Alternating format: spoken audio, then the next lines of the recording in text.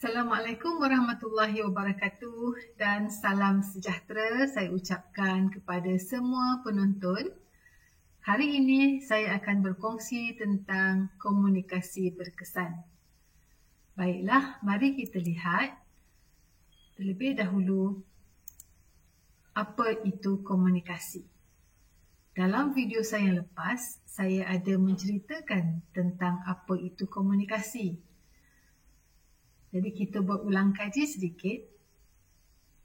Komunikasi ialah aktiviti apabila seseorang iaitu pengirim menyampaikan maklumat ataupun utusan melalui percakapan, penulisan, isyarat ataupun perlakuan menggunakan saluran kepada orang lain ataupun kepada penerima. Jadi proses kita berkomunikasi, ada orang yang bercakap, ada orang yang mendengar dan ada saluran yang digunakan untuk menyampaikan mesej. Jadi bila dia bercakap tu ada mesejnya. Siapa yang terima? Pendengar yang terima. Baiklah. Kemudian kita lihat pula apa itu komunikasi berkesan. Komunikasi berkesan ialah aktiviti komunikasi yang disampaikan oleh pengirim dengan baik dan tepat maksudnya, tanpa menimbulkan kekeliruan atau salah faham kepada penerima. Jadi bila mesej itu sampai, difahami, ada maklum balas yang diterima oleh pengirim mesej, maka komunikasi itu berkesan.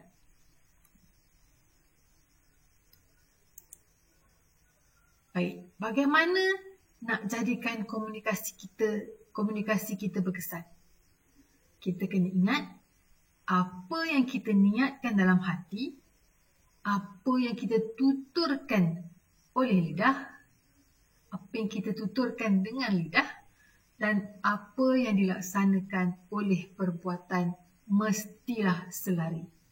Bila niat kita betul, yang kita ujarkan dengan lisan itu sama dengan niat dan dibuktikan dengan perbuatan sama selari, insya-Allah komunikasi akan berkesan. Kerana apa?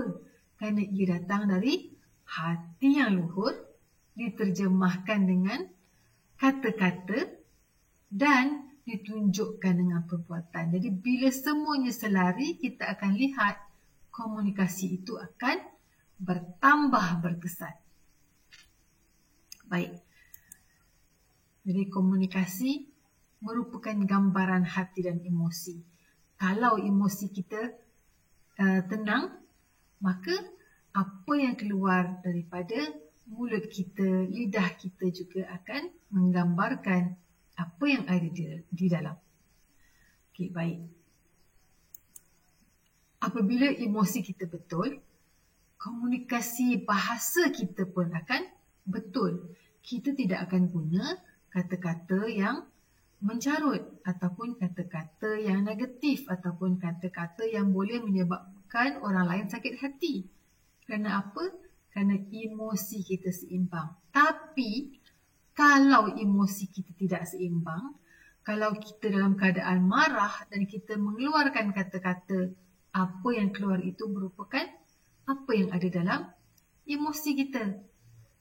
Jadi, elakkan berkata-kata ketika marah.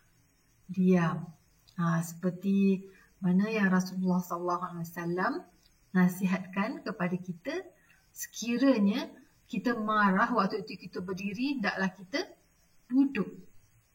Tapi kalau waktu kita duduk kita marah, kita hendaklah baring. Dan kita boleh cuba sejukkan hati kita dengan mengambil wuduk dan solat. Okey. Baik.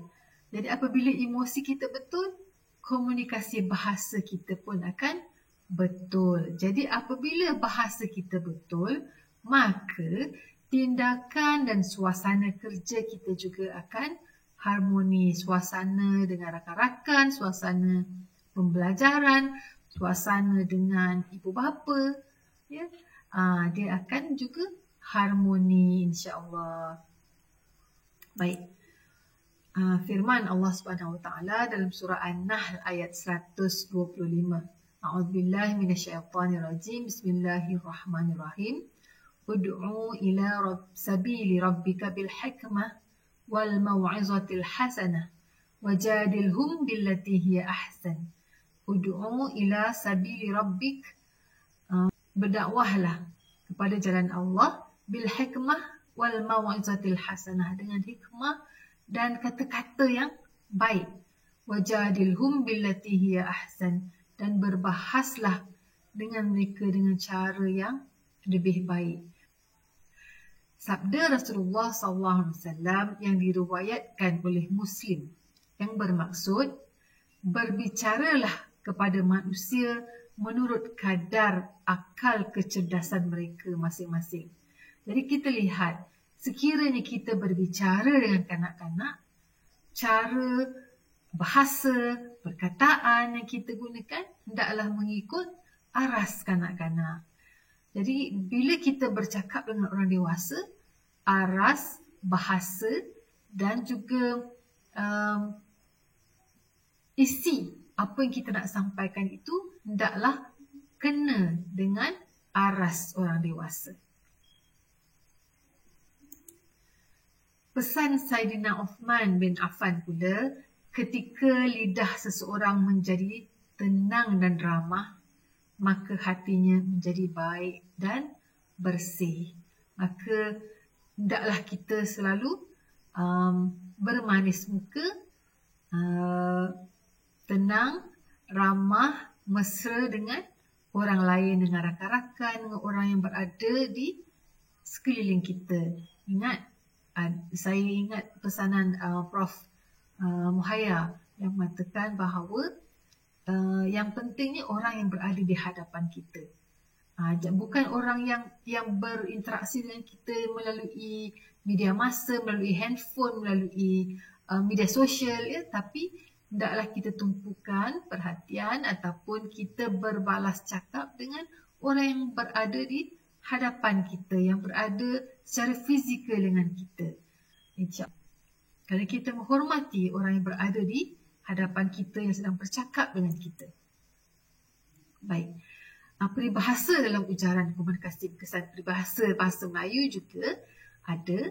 Contohnya, kecil tapak tangan, niru saya tadahkan. Apa maksud dia? Kecil tapak tangan kita, niru saya tadahkan. Maksudnya kita mengatakan kepada seseorang bahawa kita suka dengan kehadiran dia, bahawa kita suka bahawa dia berada di sisi kita. Jadi sekiranya kita menyatakan bahawa kita menyambut seseorang itu dengan penuh rasa mesra. Kemudian terlajak perahu dapat ditarik, terlajak kata buruk padanya. Jadi hendaklah kita berhati-hati dengan apa yang kita ujarkan. Pemilihan kata, intonasi suara. Kerana sekali kita dah ujarkan, sekiranya menyakitkan hati orang, maka kesannya akan sampai bila-bila. Jadi kenalah berhati-hati. Peribahasa yang ketiga, berbunyi bahasa diketahuilah bangsa. Bila kita ujarkan itu perkara-perkara yang baik, maka orang dapat mentafsirkan bahawa pekerti kita baik. Bangsa di sini bukan sahaja bangsa kaum, tetapi juga jati diri seseorang. Jadi bila kita menyatakan perkara-perkara yang baik, kita cakap yang baik-baik, kita ingat yang baik-baik, kita buat yang baik-baik, insya-Allah yang baik-baik juga akan kembali kepada kita. Ingat tu. Okey, baik. Sebenarnya dengan siapa kita berkomunikasi? Kita berkomunikasi dengan Tuhan, dengan Allah Subhanahu Wa Taala dalam solat kita, dalam kita membaca Al-Quran, dalam doa kita. Jadi kita sentiasa memohon kepada Tuhan untuk segala perkara yang baik-baik. Kemudian kita juga berkomunikasi dengan orang lain. Siapakah orang lain itu? Ibu bapa, pasangan, keluarga, rakan, jiran, guru, pemimpin, pembesar, penguatkuasa, pekerja am dan lain-lain lagi. Ya, dengan orang lain, dengan orang yang kita tidak kenal, dengan orang yang kita kenal. Jadi kita berkomunikasi. Dengan siapa lagi kita berkomunikasi? Dengan diri kita sendiri. Kadang-kadang kita bercakap dengan diri kita sendiri, kita nak sabarkan diri kita nak pujuk hati kita, maka kita berkomunikasi dengan diri sendiri. Ia juga boleh memberi kesan yang baik. Kita juga kadang-kadang berkomunikasi dengan haiwan ataupun tumbuh-tumbuhan. Kemudian kita juga berkomunikasi di alam cyber dengan social media, dengan WhatsApp, dengan Telegram, ya, dengan berbagai platform yang kita gunakan untuk berkomunikasi. Baik, fungsi komunikasi. Jadi fungsi komunikasi ialah untuk menyampaikan ataupun mendapatkan maklumat.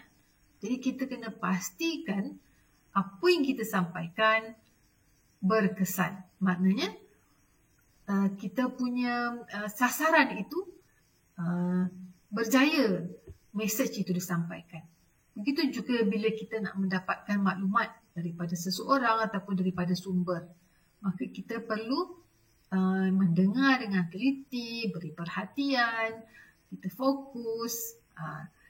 Jadi komunikasi akan berkesan. Kemudian fungsi komunikasi juga untuk memberi inspirasi ataupun memberi sokongan kepada orang lain. Ini penting, kita sebagai rakan yang baik, hendaklah kita sentiasa memberi sokongan kepada rakan-rakan sekiranya apa yang mereka lakukan itu adalah sesuatu yang baik. Kemudian fungsi komunikasi juga untuk menyatakan pendirian ataupun membuat keputusan. Ya. Selain dari itu, fungsi komunikasi untuk memujuk, untuk mempengaruhi, untuk mencapai matlamat. Kemudian apa lagi? Fungsi komunikasi juga untuk memberi arahan ataupun taklimat atau penerangan. Fungsi komunikasi juga untuk membimbing, menyelesaikan masalah. Selain dari itu, mendapatkan bantuan, mendapatkan persetujuan, untuk mendapatkan sokongan, membuat perundingan, membuat perbincangan dan banyak lagi. Dia bergantung kepada tujuan komunikasi itu kita buat. Jadi untuk memastikan bahawa komunikasi yang kita lakukan itu berkesan, maka beberapa perkara yang perlu kita ambil berat, ya, untuk tingkatkan keberkesanan komunikasi ini dari sudut pengirim, dari sudut kita yang bercakap. Maka bila kita bercakap, tujuan kita tu hendaklah jelas. Kenapa? Apa yang kita nak sampaikan tu? Tujuan tu kena jelas. Kemudian kita kena pastikan bahawa orang yang kita bercakap itu bersedia untuk menerima segala mesej, segala maklumat, segala informasi yang kita nak sampaikan. Jadi kalau orang yang kita nak cakap tu belum bersedia, tidak bersedia, sibuk, maka kita kena pastikan bahawa dia bersedia. Kita kena kata, dengar sini dulu, dengar sekejap. Dengar dulu cakap saya.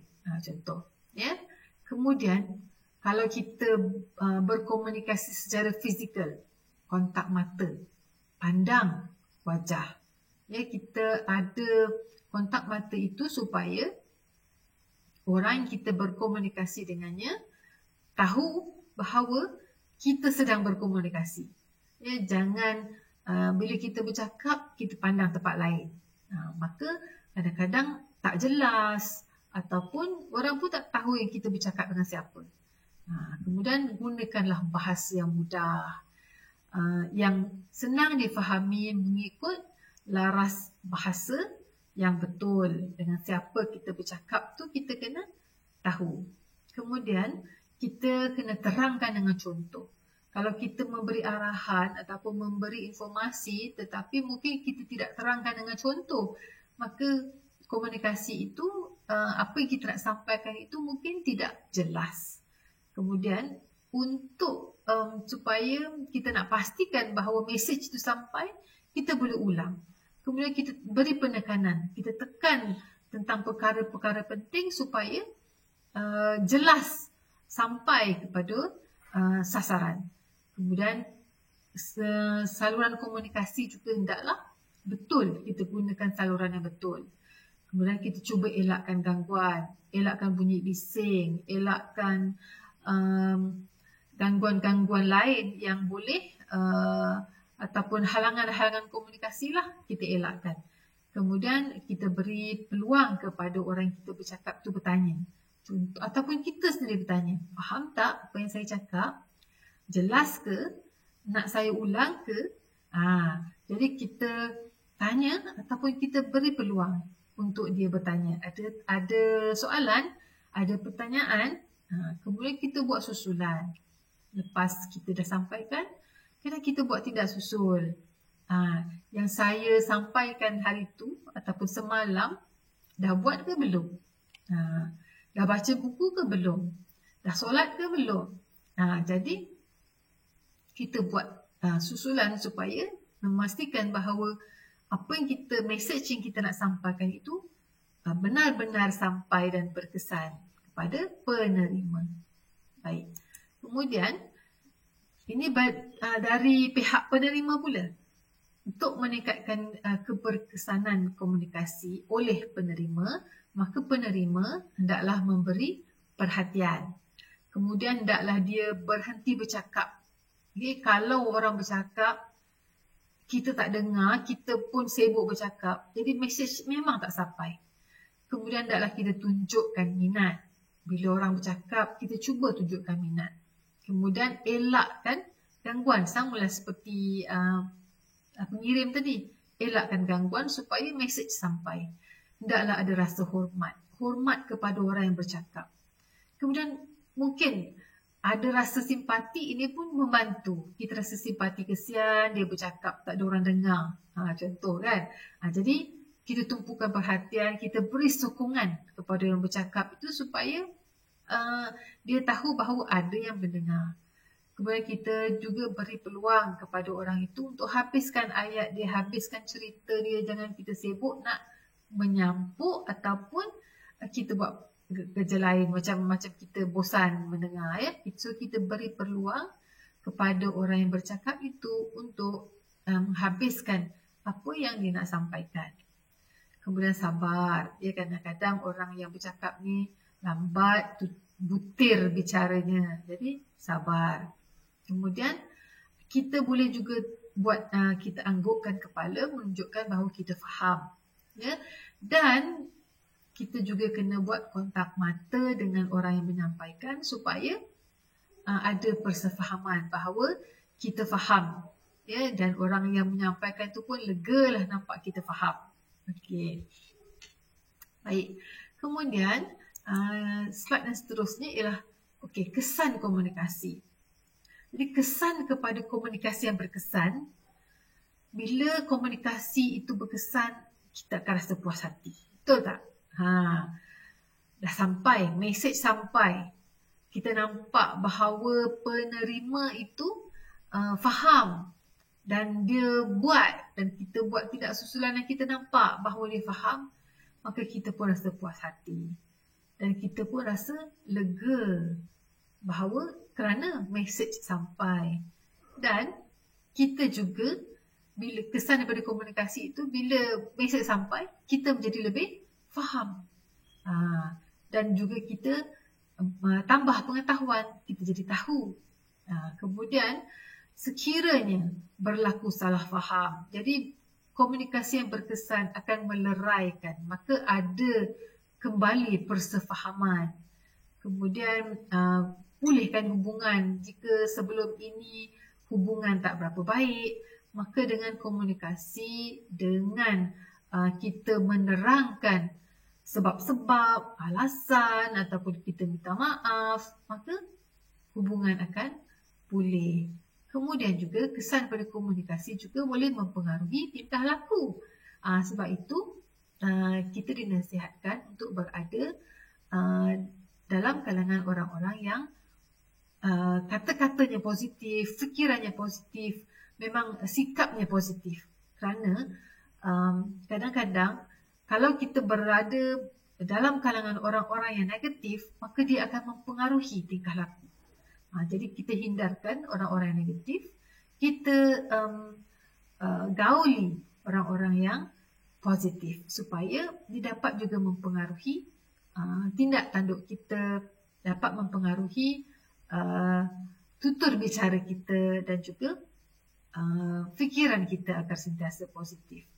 Kerana bila orang yang negatif, kesan daripada komunikasi itu, bila mesej yang disampaikan itu berkesan, walaupun berkesan tapi dalam keadaan negatif, maka kesannya itu akan mempengaruhi kita juga. Jadi, hendaklah kita berhati-hati dan pandai memilih kawan. Baiklah, akhir bicara. Kalau kata tersalah sebut, kalau hajat tersalah sampai, tiada bumi yang tidak ditipu hujan, tiada gading yang tak retak.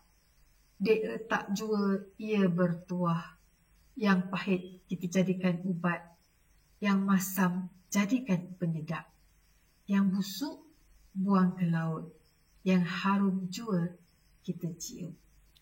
Jadi marilah kita sama-sama menjadi penyebab komunikasi berkesan. Mesej yang disampaikan berkesan, sama ada kita pengirim ataupun kita penerima. Marilah kita menjadikan dunia ini lebih harmoni dengan menjadi pembicara ataupun pengirim mesej yang baik dan juga penerima mesej yang baik. Okey. Jadi sampai di sini dahulu perkongsian saya untuk komunikasi berkesan. Sehingga kita berjumpa lagi dalam siri-siri video yang akan datang. Baik, Assalamualaikum warahmatullahi wabarakatuh. Jaga diri.